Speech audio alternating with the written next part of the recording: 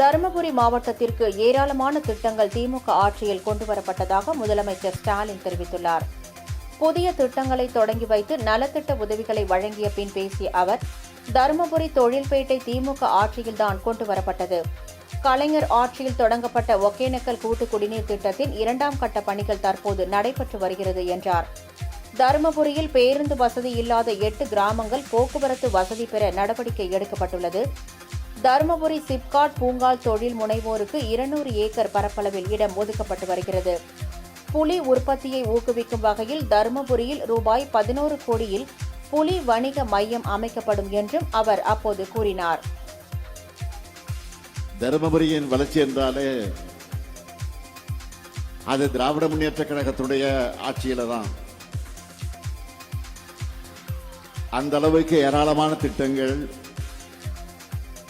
நம்ம ஆட்சி காலத்தில் நிறைவேற்றப்பட்டிருக்கு. ஒரே ஒரு எடுத்துக்காட்டை நான் சொல்லணும்னா, ஒகேனக்கல் கூட்டு குடிநீர் திட்டம்.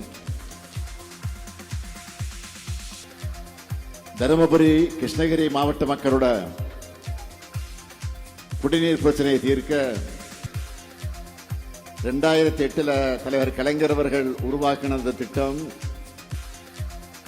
அன்றைக்கு உள்ளாட்சித்துறை அமைச்சராக இருந்த என்னுடைய மேற்பார்வையில் தான் நடந்துச்சு. 3 நகராட்சிகள், 16 பேரூராட்சிகள், 7639 ஊரக குடியிருப்புகள்ல வாழும் மக்களுக்கு குடிநீர் வழங்க இந்த திட்டத்தை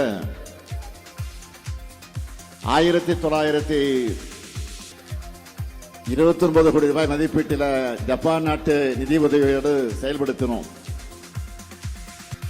இந்த திட்டத்தோட 2ஆம் கட்ட பணிகளை இப்போ நம்ம திராவிட மாடல் ஆட்சியில